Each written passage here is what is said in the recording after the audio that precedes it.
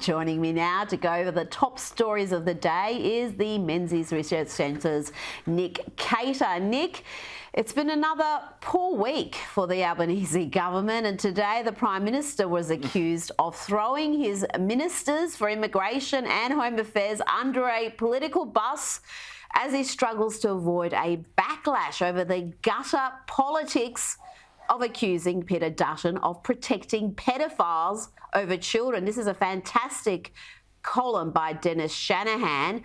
Nick, gutter politics is precisely what this was. This is a government that is spiralling and getting desperate. Yeah, I'm not sure he actually threw them under the bus. Maybe he just sort of pushed them a little bit towards it. I mean, to throw them under the bus, he would have had to come out and do what he should have done and condemned those comments as absolutely unparliamentary and un-Australian.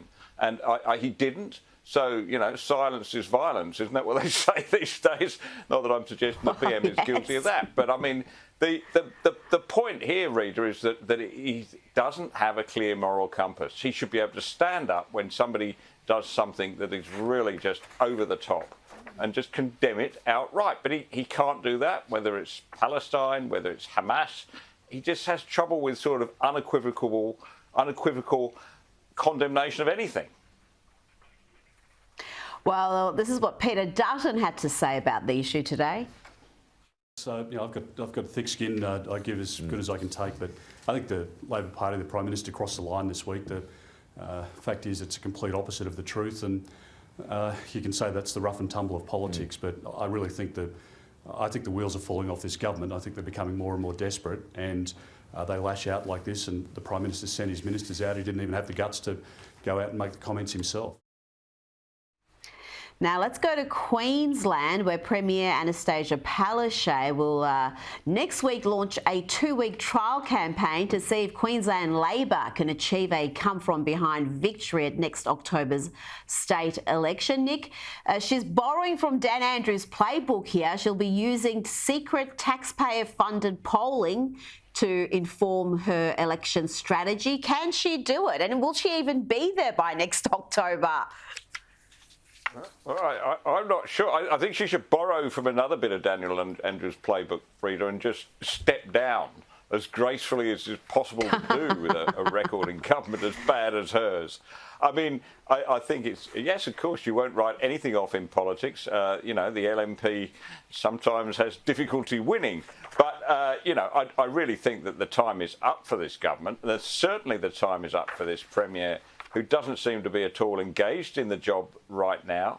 You know, she's going off on holiday at a whim, not getting the sort of condemnation that our previous Prime Minister did, but, you know, that's Labor. Yeah, I'm never say never, but it's got to be hard for her to win, which means the LNP have just got to muscle up and get a backbone and come out with some strong policies. Absolutely, and a bit of advice, just look at what the Vic Libs are doing, do the opposite. You can't go wrong there. And talking about Victoria, the government there saying it's open to talks to decriminalise marijuana, and we've got politicians falling over themselves to tell you about their experiences with the drug. It was a long, long time ago, a long, long, long time ago. And I think it's important that we inject a sense of honesty into our contributions on this. I suppose I should declare I have used, and I don't think a criminal approach to this is best. A health-based approach should be best. Yes, at university, yeah. I tried it, I think it was 3 times.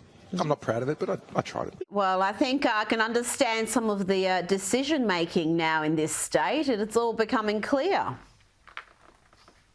Well, yeah, that's right. It is the wokest of woke states, and this is a new woke campaign, of course. Sorry, the wokest of woke states, but not the wokest jurisdiction in Australia. That falls to Canberra, of course, the ACT, which has, I think, decriminalised all drugs, hasn't it? And as far as I'm aware.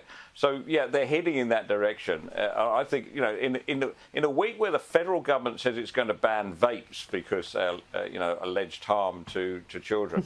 I think to open up cannabis and make it illegal is sending completely conflicting messages, particularly, Rita, as you'd be aware, for a small but significant number of people, cannabis can have quite a dangerous effect at a young age, particularly in triggering schizophrenia. Well, one thing I hate is the smell when you walk in New York or anywhere where it's become legal. The stench is just everywhere, and that's just one of the, I guess, the consequences of going down that road. Now to something entirely different. Billionaire Sir Richard Branson has called on the Victorian government to remove the unnecessary obstacles and barriers it's putting in place for the cruise industry as he seeks to make Melbourne the home of his Virgin Cruises. We've got Carnival Australia, which are a huge cruising giant. They've pulled several of their Melbourne visits because of the state government's decision to dramatically increase its port taxes. Nick, again, Victoria seems to be missing out here. They're not capitalising on the massive growth in this sector, and it is a lost opportunity, and it comes at a time when this state needs all the tourism dollars it can get.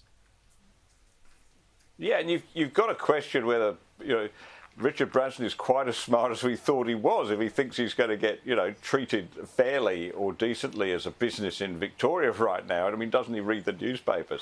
But yeah, I mean, look, this is Victoria once again shooting itself in the foot, overcharging for port fees and therefore missing out on this very lucrative trade. I mean, I'm in Sydney. We see these things come in daily, bringing tourists from around the world and around Australia.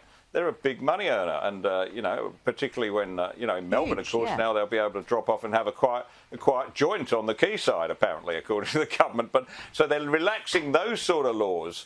But they're really hard on business once again. Now, we're hearing some horror stories from released hostages, including brothers, 12-year-old Yagil and 16-year-old Or, who were freed this week as part of Israel's ceasefire deal with Hamas. Their uncle has described how they were deliberately burnt with the exhaust pipe of a motorbike, so they would have a burn that would mark them if they ever escaped, something that would identify them. He also said the boys and other children held captive by the terrorists were often moved from location to location and drugged to keep them compliant. These are just horrific, and we've got still so many who have not returned, and there's conflicting reports about some of the youngest hostages not surviving. There's reports, for example, the 10-month-old baby has been killed. These are sickening to read, and aren't they, Rita? I mean, you read these. How could somebody do that to a child? And we talk about to a 12-year-old. War crimes. Well, these are these are most horrendous war crimes you can imagine. I'm not surprised, knowing what else we know about Hamas and their propensity, for instance, to throw homosexuals off the top of high buildings and things like that. They are clearly inhuman in their actions to other people and apparently to their own children, who they're happy to put in as shields. But what of course is really, it puzzles me and sickens me, is the fact that so many people here in the West, here in Australia, the Sydney Theatre Company, for instance, apparently they don't get the same reports on their iPhones that you and I get.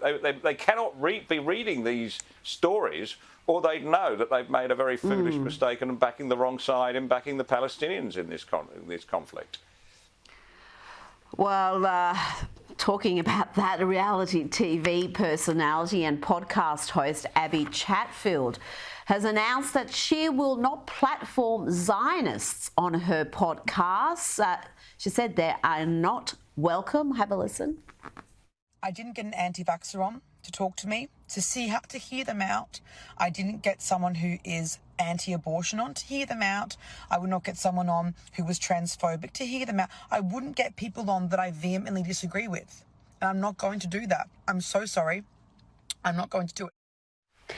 Nick, I do wonder, does she even know what a Zionist is? To to be that hostile, to not even have the tolerance to have someone with a different opinion or someone who's a Zionist on her program, to have a ban there, I really wonder if she even knows what it means.